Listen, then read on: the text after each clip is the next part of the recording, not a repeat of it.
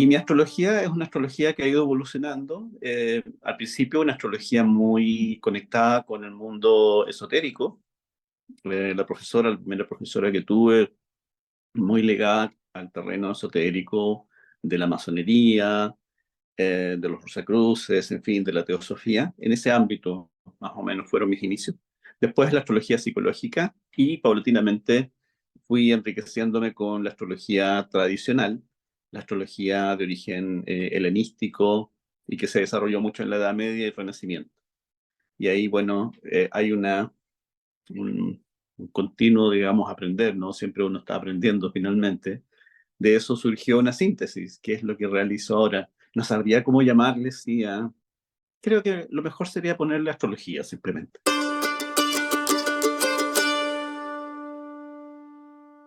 Yo comencé mi astrología hace muchos años, hace alrededor de 35 años. Yo estaba en la enseñanza media, en fin, en una localidad de Chile, que es San Fernando. En este momento San Fernando es una ciudad grande, en ese entonces era un pueblito. Y ahí yo conocí a una mujer que me enseñó los primeros pasos en la astrología.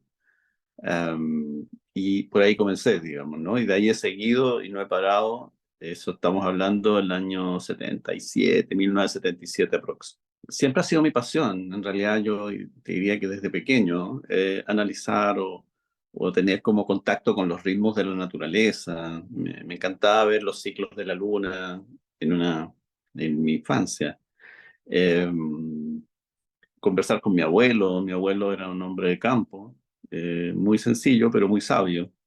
Entonces él me daba a entender cómo él usaba los ciclos de la luna para lo que él hacía. Él se dedicaba a cultivar flores y también a trabajar con el mimbre, que era materia prima de los muebles que se hacen en una localidad muy cercana a San Fernando llamada Chimbarongo, en donde, pues si uno pasa por ahí por la carretera, están, no sé si todavía, pero están los muebles en exposición continua, permanente en esa zona. Bueno, yo le ayudaba, ¿no? No sé si le ayudaba mucho, sí, pero bueno, trataba de ayudar. Pero sí estaba muy atento a lo que él me transmitía, me enseñaba, me decía en cuanto a la sabiduría de la naturaleza. Por ahí yo creo que comencé a aprender.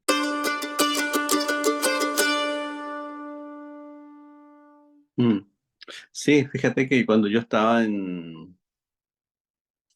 era octavo básico, un profesor en ese entonces de mi colegio, en ese entonces el ramo de ciencias se llamaba ciencias naturales, no estaba dividido en física, en fin, como ahora, se llamaba ciencias naturales. Entonces el profesor de ciencias naturales un día me dijo, oye Edgar, me dijo, esto es para ti. Y me pasó un libro que era un libro de todo este ámbito esotérico, en donde aparecían una serie de temas, entre otros la astrología.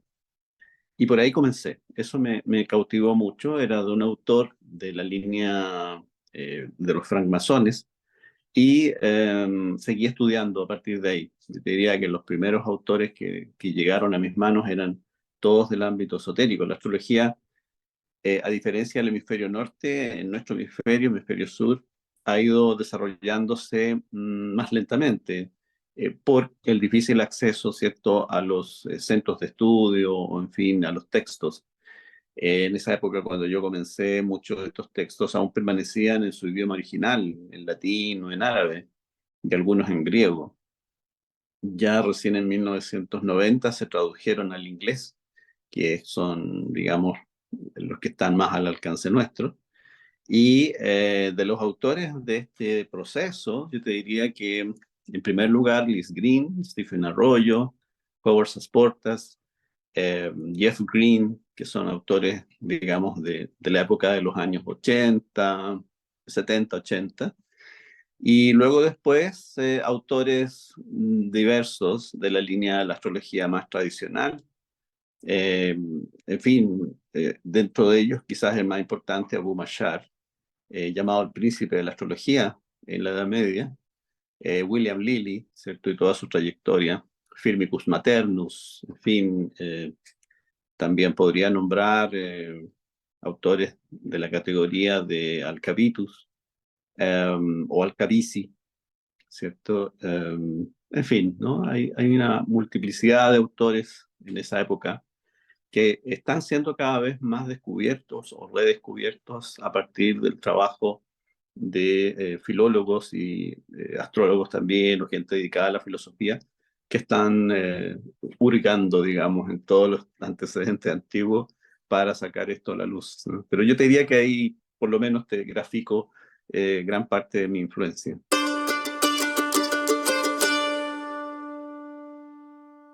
Mira, yo antes lo tenía como lo intuí, ¿no? Tenía como la percepción de que Saturno era mi astroguía y en una ocasión, dentro de todo este recorrido, encontré que hay una antigua referencia respecto de cómo se traducen, o sea, cómo se calculan algunas áreas de la carta. Y uno de estos cálculos es el Almuten, el Almuten Figuris o el Almuten de la carta. Y dentro de ello, Ibn Ezra, un astrólogo antiguo, fue el que desarrolló una forma de calcular. Ahora, la importancia de este, y por qué a mí me hizo mucho sentido, es que al calcularlo con mis datos de nacimiento, el Almuten justamente resultó ser Saturno, a pesar de que yo ya tenía esta intuición, ¿no? Y el Almuten para los astrólogos de la Edad Media y el Renacimiento era el encargado de alguna forma de conectarnos con el ángel guardián. El Almuten es como, voy a decirlo en términos coloquiales, es como un amigo íntimo del ángel guardián. Bueno, todos tenemos de alguna forma referencias, quizás los más antiguos con mayor fuerza, en relación, digamos, a la oración del ángel guardián, ¿no? Ángel de la guarda, dulce compañía, en fin, hay variaciones, pero esa es como lo que recitábamos desde niños. Y me hacía mucho sentido ese rezo, a diferencia de otros rezos, de otras plegarias, quiero decir. Y bueno, en ese entonces yo tenía esa percepción, te decía, y de pronto capté que Saturno tenía algo más que enseñarme. Y luego, bueno, Saturno de alguna forma fue el camino a través del cual me fui conectando con realidades invisibles.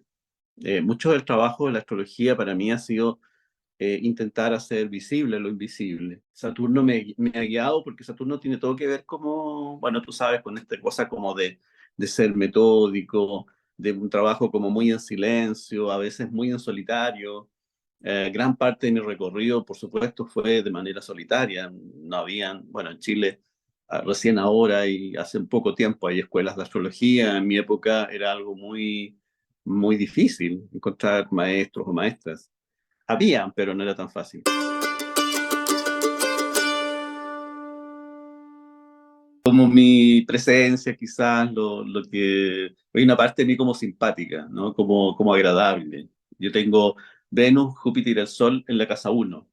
Entonces, bueno, la primera imagen, ¿no? Como agradable, como cálido, como buena onda, en cierta forma.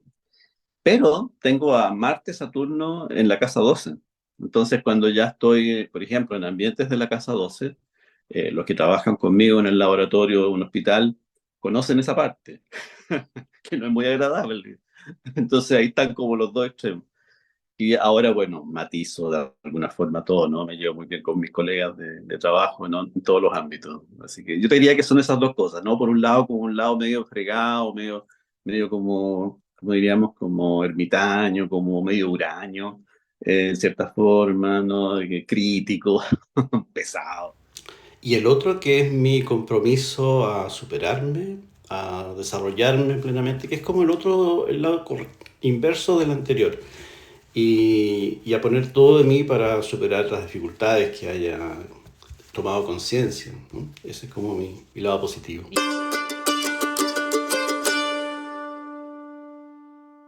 Yo siento que en este momento estamos como en una encrucijada, ¿no? En este momento histórico. Y no de ahora, sino que desde hace unos años, quizás un par de décadas. Y esta encrucijada tiene que ver con una instancia en donde por un lado existe como todo un mundo de, de cosas, ¿no? De cosas que adquirir, de cosas que comprar, a pesar de que son cosas que a lo mejor ni nos sirven, ¿no? Y uno quiere tener el celular de última categoría, no sé, el último modelo, o el auto más moderno, etcétera, ¿no? Entonces son gastos a veces suntuosos que no, a veces van más allá de nuestras capacidades económicas.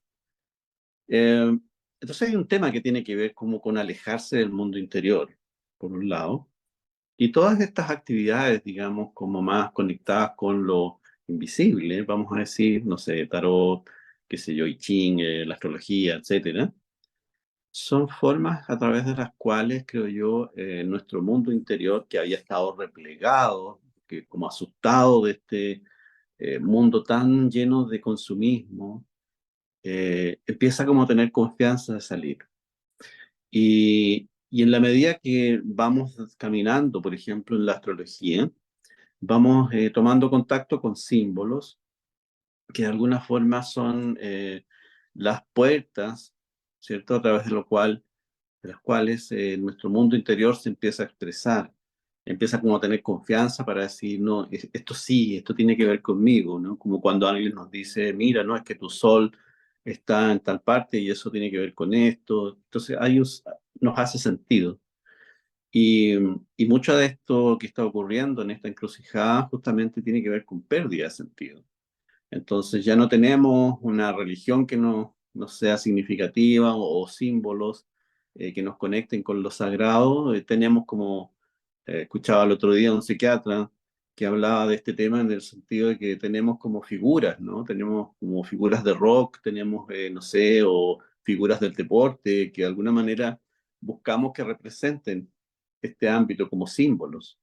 Sin embargo, de algún modo u otro son símbolos vacíos. Entonces, en algún momento teníamos que volver sobre nosotros y encontrar aquellas referencias que sí nos conecten con un interior que nos dé sentido.